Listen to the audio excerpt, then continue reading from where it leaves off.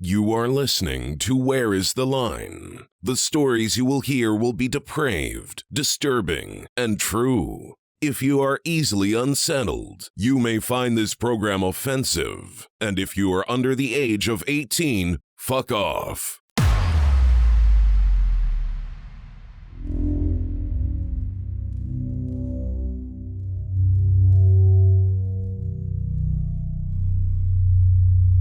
No one has any clue about how germs communicate or carry disease. Not even Benjamin Rush, who was the smartest man in America. Everybody drinking blood, everybody eating brains. Some monster party. Everybody eating flesh, everybody breaking bones. It's some monster party. Thank you for listening to episode 29 of Where is the Line? I'm here with my scared shitless friend, Ashley, who is drinking her Mountain Dew right now. Mm-hmm. Yeah, you just scared the holy fuck out of me. My heart's still racing. I didn't mean to. I just walked out of the bathroom is all I did. You move silently. Silently. You're not the first person to tell me that. I was just telling you that I've got a coworker who accuses me of sneaking up on her all the time, and I'm not doing it on purpose. Yeah, you're super quiet. I don't know how you move so quietly, especially to be so tall and lanky. You're tall and lanky and very quiet. Maybe it's because I take longer strides, so I don't take as many steps, so there's not as many opportunities for you to hear my feet. That could be it. I'm Anyway. short and fat, and I make a lot of noise. Anyway, this is Ashley. Say something disturbing, Ashley. Oh, rotting bodies? Rotting bodies. Yes. All right. Well, when you hear the phrase Whatever. rotting bodies, It's the honk your horn. grossest thing I can come up with. No. Okay. No, rotting bodies is That's plenty fine. gross We're enough. going to honk our horns at that. I mean, Yeah. it's pretty disgusting to me. Okay. Yeah. Yeah, and that phrase might come up several times. I'm sure. Have you been? Pretty good, actually. I'm very proud of myself because I plugged my own tire this past week. You a straight up mechanic. Yeah, dude. I'm feeling extra dykey today. Extra butch. But yeah, that's it. That's what's new with me. What's new with you, Kevin? Fucked up my hair. You haven't said anything about it. Are you just being nice? I don't think it's that bad, but I still think you should have let me help you. Yeah. So what happened was I gave myself my second COVID-19 haircut from See, home. I knew you had cut your hair previously. I was like, there's no way his hair looked like what it previously looked like without you. You had to have had a haircut. So you had given yourself a haircut before and it was fine. Yeah, I did a great job the first You time. did. I don't know what the fuck happened this time. I thought I was doing it the same way. And I wanted that nice little fade up on the side, with longer hair on the top, the classic thing. Mm-hmm. What happened is I fucked up something on the left side, and I kept having to make it shorter and shorter and shorter, and then I ended up just having to fucking shave it all the way up to the part, and now I look like Gary Oldman in The Fifth Element. I think you're being a little too hard on yourself. It's No. not that bad, but I'm somebody that regularly buzzes my hair. It looks purposeful. But it looks like, and part of what makes it so bad is it looks like I meant to do this, and it's not, if I had fucked it up just a little worse, I would have shaved my head. But now it's fucked up in such a way that it's just right on that line of I have fucked this up so bad that I just have to shave all my hair off.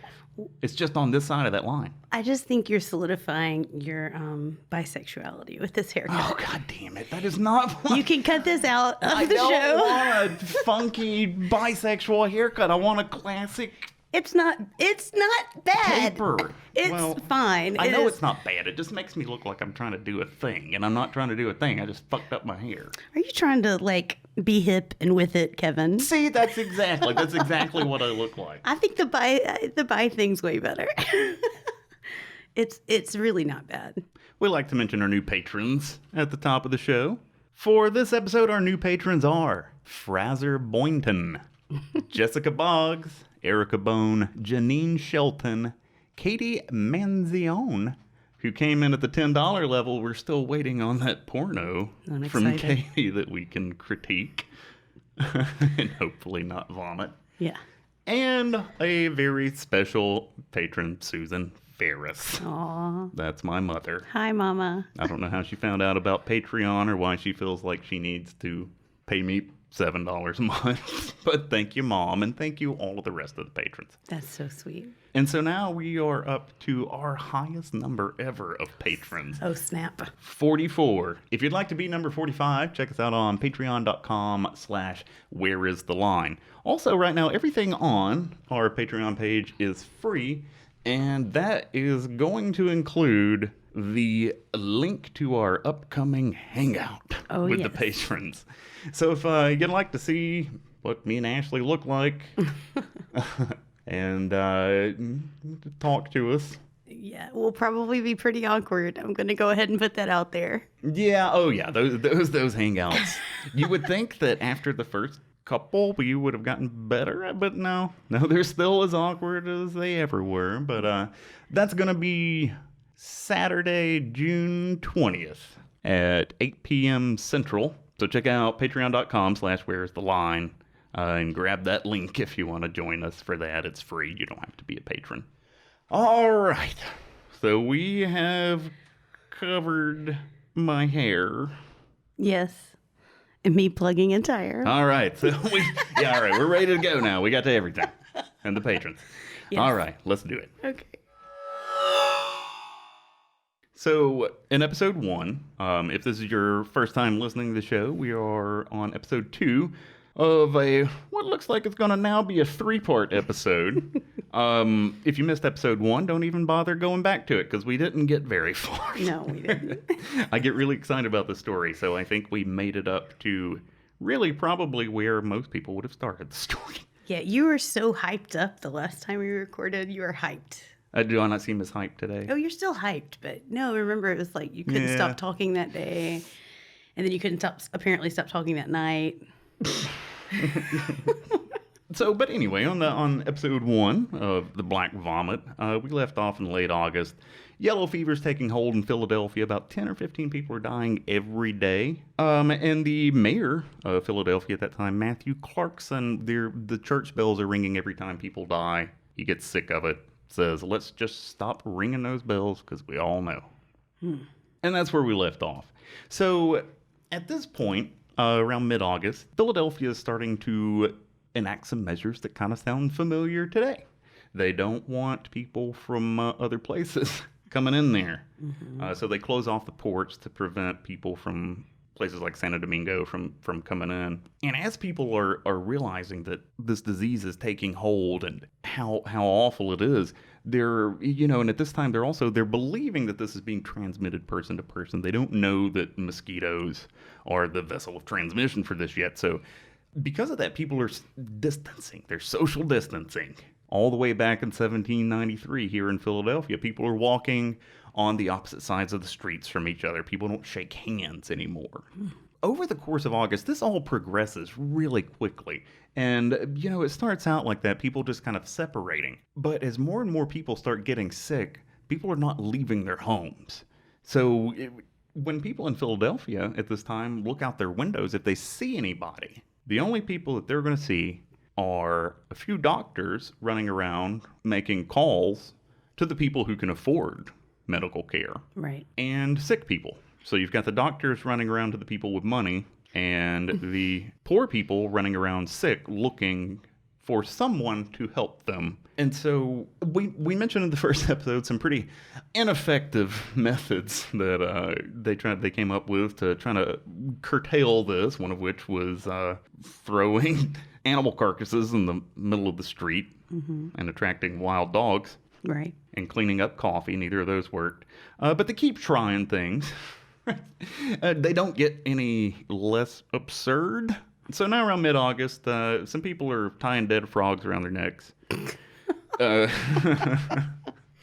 Everybody's smoking a cigar. Even the children. So parents are giving their children cigars because they believe the smoke will purify the air. And in fact, this idea that the smoke will purify the air is held on to so strongly that people start setting fires all over Philadelphia.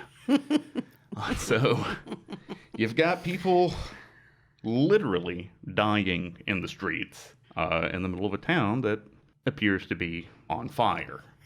the more panicked people get, the more fires they're lighting, and this shit's getting out of hand. So they put out a statement. They say, look, these fires, this is not what we need to do. And so at the time, they do believe that fire will cleanse the air, but we can't have all this smoke. So what they advise people to do is just start shooting guns. Because they believe that the blast from the gunpowder, well, actually, they say to burn gunpowder. And so they believe that ignition of the gunpowder will clean any negative miasmas in the air. And probably what people should have done was pour out gunpowder and light it. But what they actually ended up doing was just loading their guns and firing them. Pew, pew, pew. So I'm over here ad-libbing. All over, yeah. I appreciate it. We don't use a lot of background effects. So yeah, and how do those the muzzle-loaded firearms? How did those sound? Pew pew pew. Yeah. So all over Philadelphia, in every house, you're hearing pew pew pew because people are just firing these guns off all over the place. And, and then some of them start getting the bright idea, okay, we're going, if this works in the house, why won't it work outside? So people start carrying their guns outside.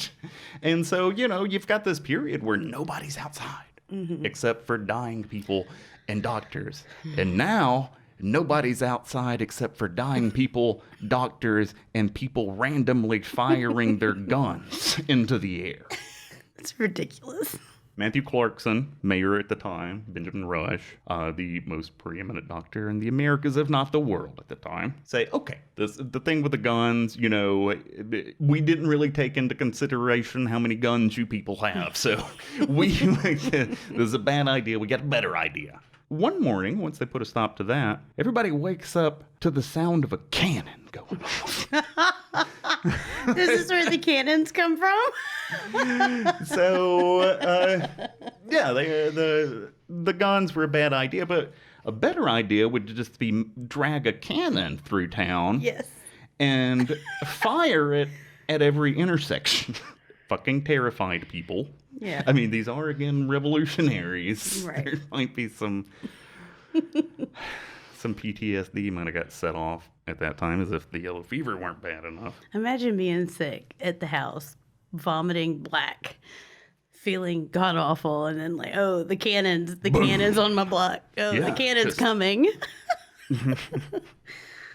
And in all of the stuff that they're doing, it's ridiculous, but at the same time, if you imagine just being in one of these homes, I mean, these homes are filled with sick and dying, most of them, and they look out their windows and they see the sick and dying, and their city has fallen into this macabre situation. And if you think about it, if they had just let people have the yellow fever and not done any of this, the place would have been at least a more comfortable place to die. Right.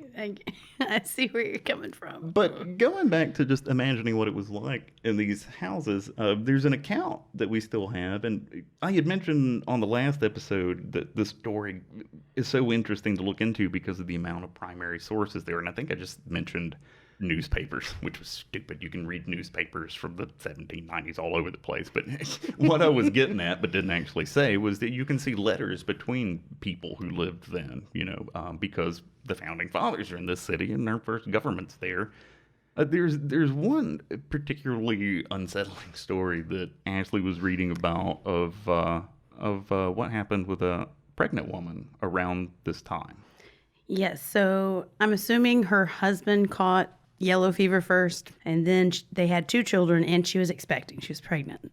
And he caught it, and then the 2 children caught it. I think he died first, and then the 2 children died. So there's a pregnant woman home alone with her entire family dead of yellow fever. She's pregnant. She's expecting. Just let that sink in for a minute. Yeah. I mean, they're in a 1-room home. She's in the room with her dead family because they're not taking the bodies away. They're not taking the bodies away. So she's pregnant. She's expecting. I'm not sure how far along she was, but she did go into labor.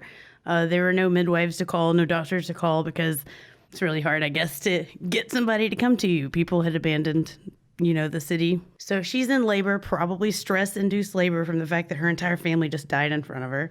And are still in her house with her. rotting. Right. So she's in labor. She needs help. No one's there. So she just hangs out the window of the room and just starts yelling into the street. Some stranger, some man, he comes to her assistance, has the baby. He helps her have the baby. The baby ends up dying a few minutes later. And then a few minutes after that, she died. So you've got an entire family wiped out.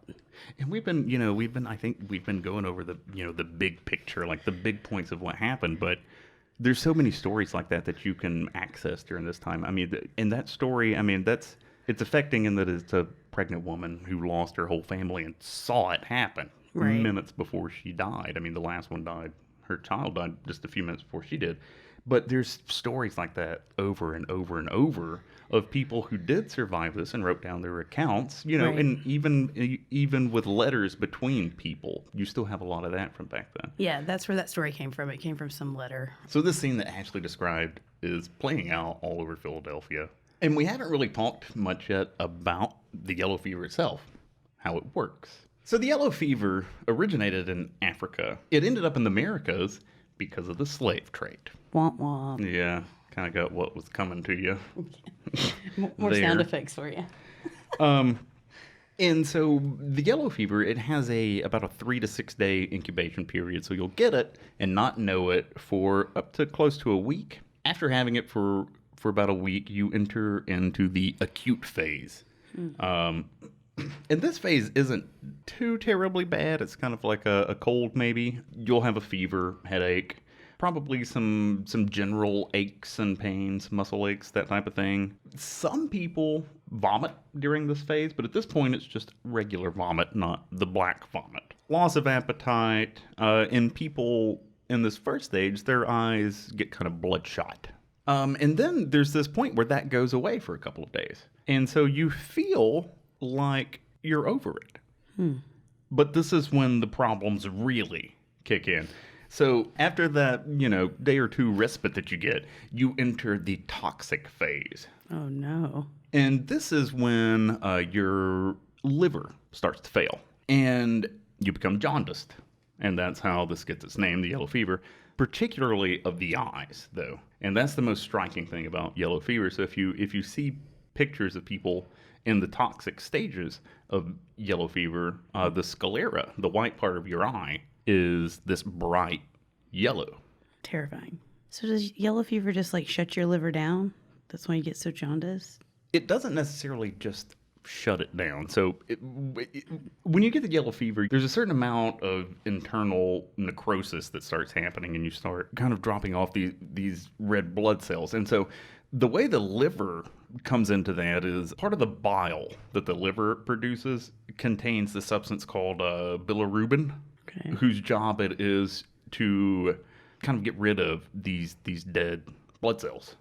It starts producing more and more of that bilirubin, which creates a toxicity in your body that somehow leads to that yellowing. Okay. And that's, I don't know how it makes your eyes yellow. Yeah. I should have just said I don't fucking know. You're fine. You can I don't even remember what the question was anymore. I was just saying, is the liver shutting down or what's happening to cause the jaundice? But you did say toxic. So Yeah, the liver is breaking down, but it's breaking down because of what the bilirubin inside the liver is doing. Okay. And that, in turn, so when you start having liver failure, that's when you become jaundiced. Right. And that's what leads to the yellowing and particularly those bright yellow eyes. And I mentioned that there's this kind of internal breakdown that's sort of happening, and it affects your large intestines in such a way that the inside starts breaking down, and you start bleeding internally. And as that blood inside kind of ages, it turns darker and darker. And then when you finally vomit it up, oh my God, it's black. Oh, that's blood vomit. Oh my God. Yeah, and so that is old blood that you're vomiting up. So South America, when they encountered yellow fever, named it Vomito Negro, the black vomit. Right. So they named it after the vomit. We named it after the eyes. Right. So that's how people are dying. That's what's going on in these homes. And this problem with people dying, and like I said, that wasn't an isolated incident with this pregnant woman and her family. People are dying in their homes, having not seen a doctor, and with no one to know that they're there and dead. And so there are corpses rotting inside of houses. Right. When I mentioned that these people in their houses, when they looked out, they could see the poor people kind of scrambling around for a doctor. If they didn't find anybody, they just died right there in the road.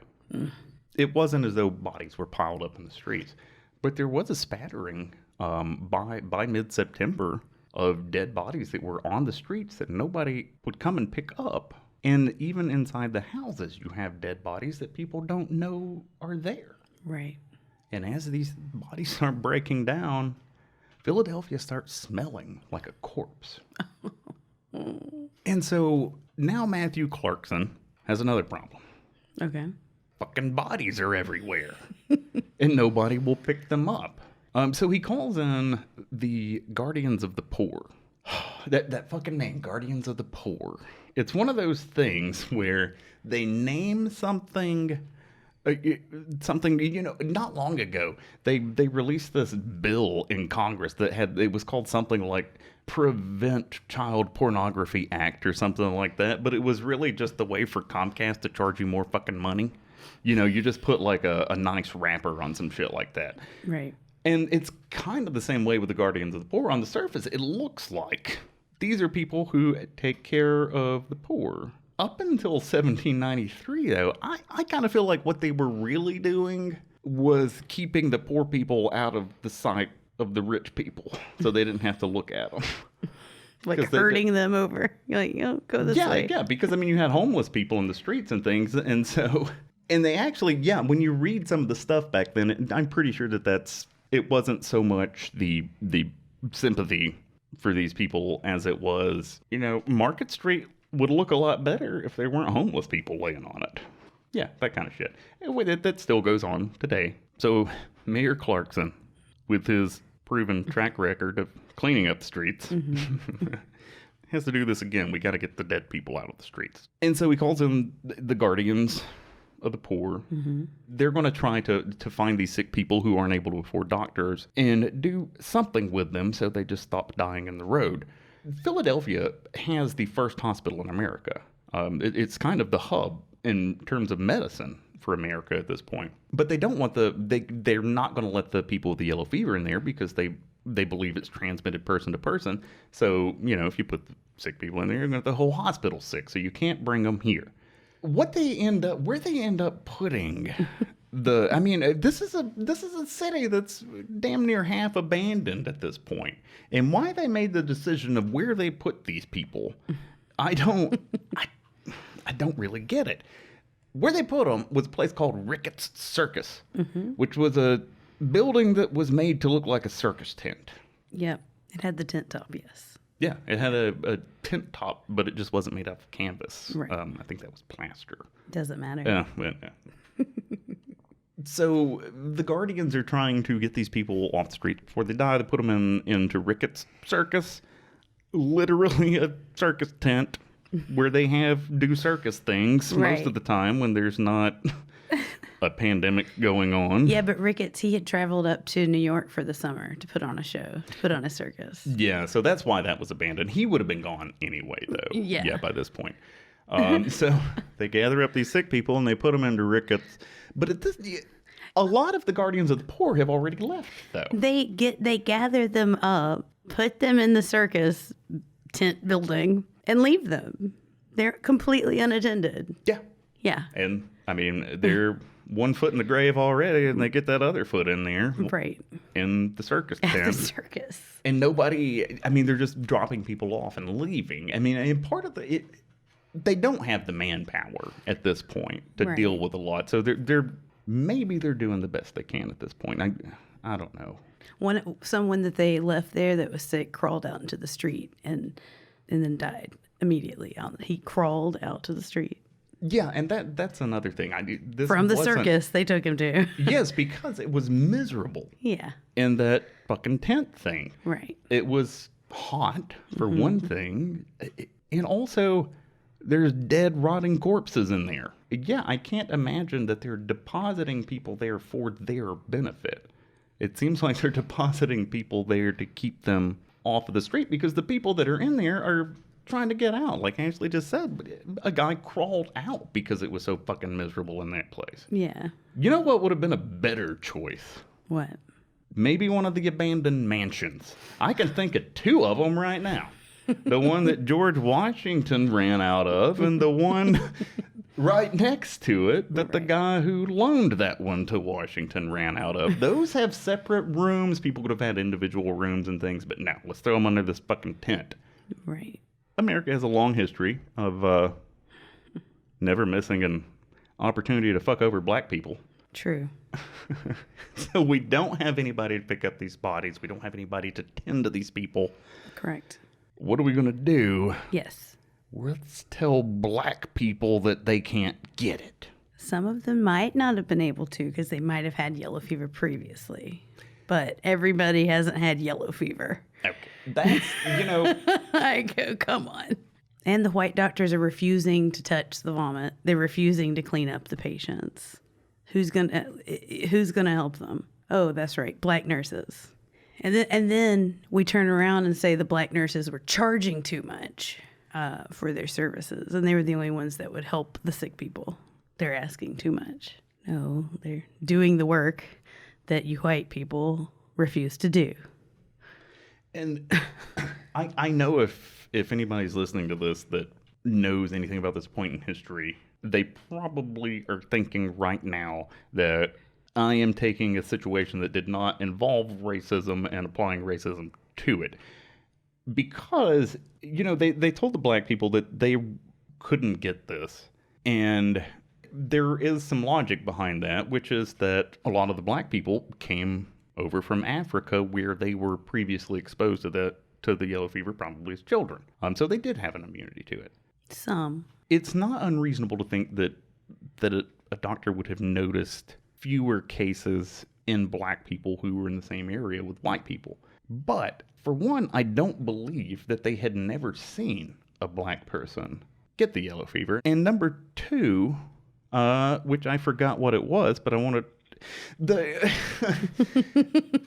book... Okay, here's where I was going with that. There are really only 2 books. Well, there's 3, but one's historical fiction, so just fuck that. But there's 2 books about this, and the thing about these histories. So one of them, what am I trying to say? You think that it was glossed over a little? I do think it was glossed over a little, but the thing about it is I think that, so one of these books is called Bring Out Your Dead. It was written, I think, in the 30s, so it has nothing to do with Monty Python, nor does it have anything to do with the bubonic plague. So I don't know why the fuck this guy named it Bring Out Your Dead, but it's excellent. I mean, it is probably everything you want from a history book. I mean, a book about history. It's got all of the sources cited in the back, so if you see something and you're like, I don't know about this, you can actually just turn to the back and look it up yourself. And the author, J.H. Powell, I cannot even imagine how long it took this person to put this book together, because he wrote this before the computer age, so he sat somewhere going through newspapers, letters, all of these things. This book is fucking incredible. I love it. But anything that anyone has ever written, you have to take into account that you are a product of your own time, whether you want to be or not. In the 1930s, the idea of what constitute racism and what does not is a lot different. And then you combine that with the fact that everything is just always trying to paint the founding fathers in the best possible light, and they did a lot of great things. They did a lot of great, wonderful, interesting things, and they also did a lot of completely fucking horrible things. Mm-hmm. But people tend to gloss over those. And that even holds true for history books, too, because, I mean, you grow up with the history books, you have it in your head. George Washington's not a coward. Those guys aren't rapists. Everything you're going to read, for the most part, is going to say that there were reasons that they actually believed this, particularly Benjamin Rush. I can't believe that they've never seen a black person with yellow fever. And also, I feel like maybe they should remember another time when white people have been able to pass disease to another race. You know? I Right. mean, Oh, well, they eventually see it with the black community as well. yeah.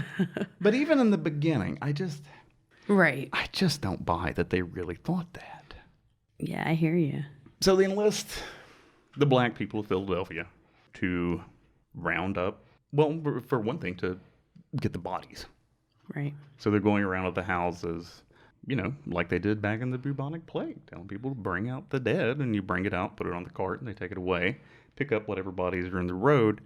People who are sick, this Ricketts Circus thing, I don't know why nobody can get anything fucking right the first time in Philadelphia then, but yes, that was a horrible idea. I mean, not only for the people inside, but the people in the fucking neighborhood are hearing the desperate screams of people Right. coming out of the circus tent, seeing people try to drag themselves out of that miserable fucking thing. So they want to get the sick people completely out of town. And they kind of look up because there's this mansion outside of town called Bush Hill.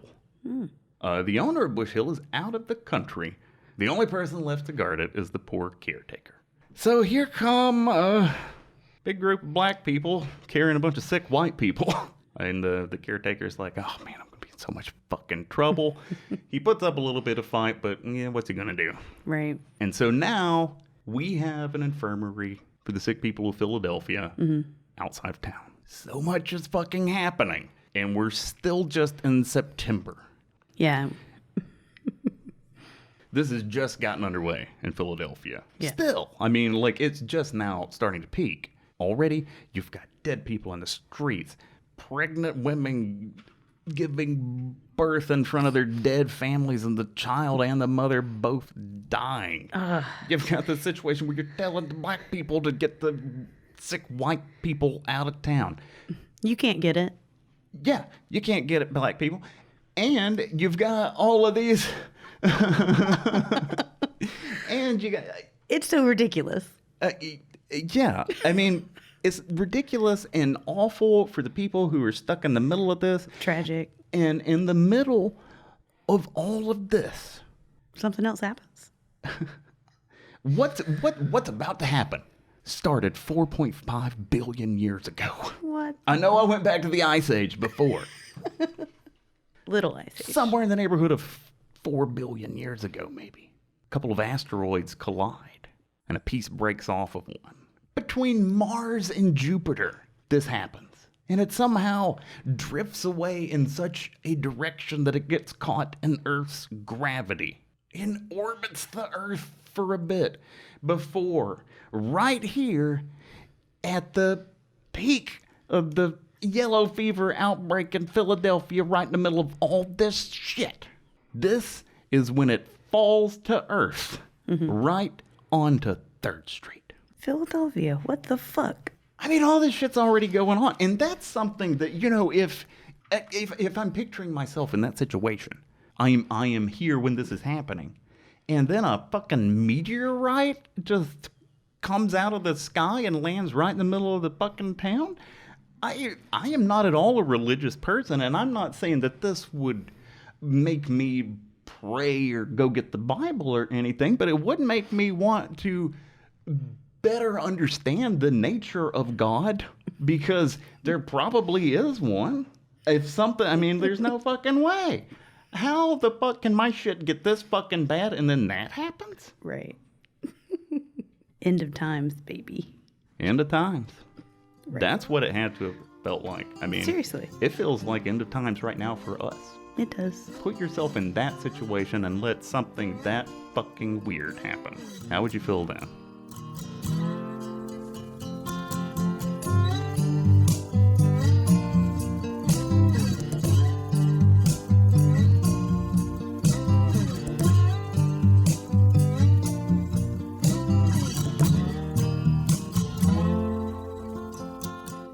That's going to do it for episode 29 of Where's the Line. If you enjoyed the show, please subscribe to it so you don't miss parts 3, 4, 5, and 6 of the Black. No, the next one's gonna be the last one. It's only gonna be a 3-part. Okay. It might be long though. It might be longer than the first two. Yeah, we might have two I can 45. Parts 1 and 2 might be 45 minutes, and part 3 might be 6 hours. Right.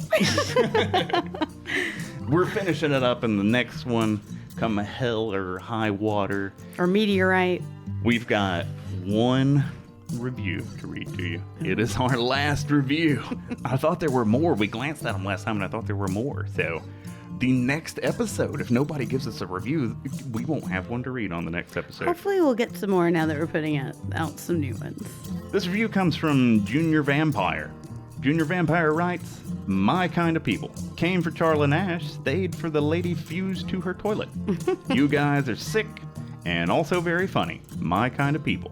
Keep up the nasty work. With love from Canada." Thank you, Junior, for that review. Moving on to voicemails.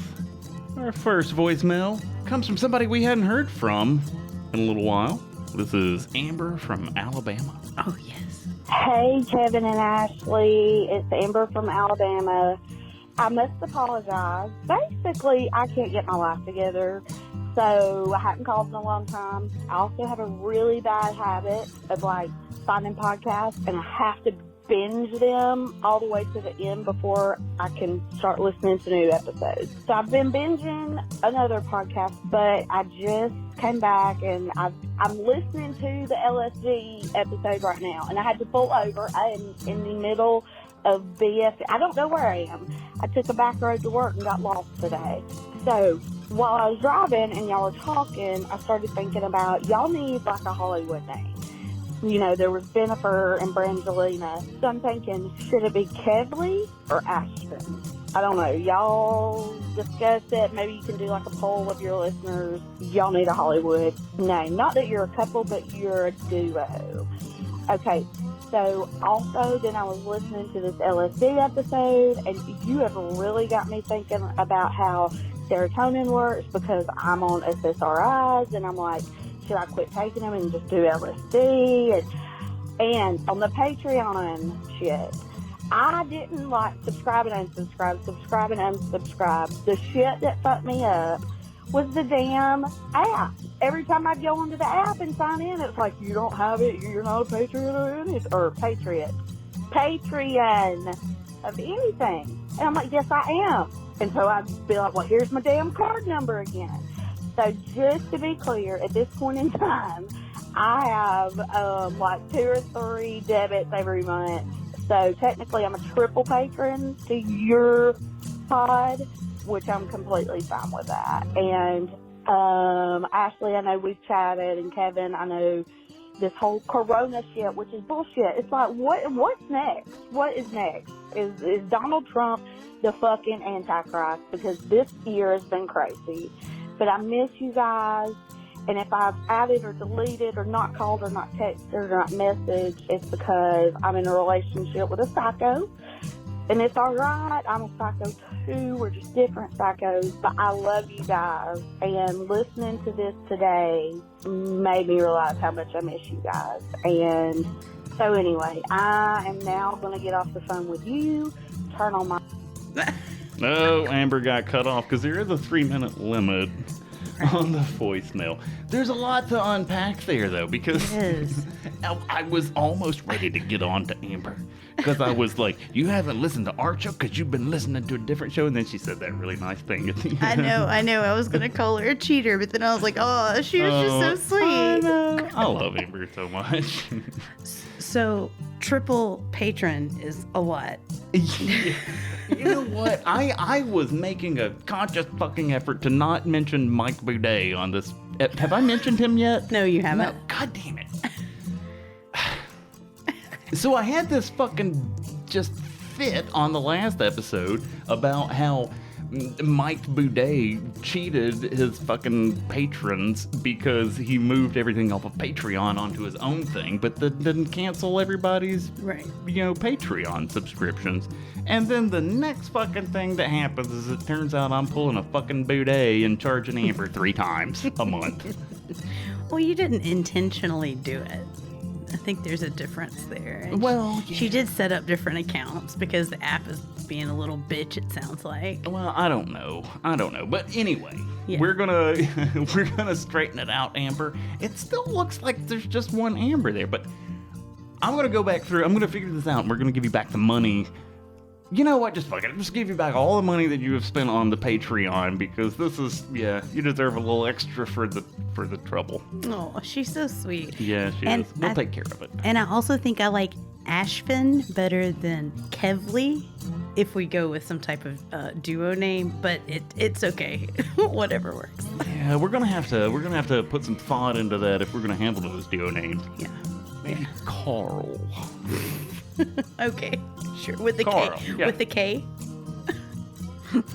Where does the Arl come from? I don't know. You said Carl first. Well, no, I just said something that made no sense. Oh. And then you were like, I'm over with here. a K for Kevin, and then I'm thinking, well, what about the Arl? Where does that part?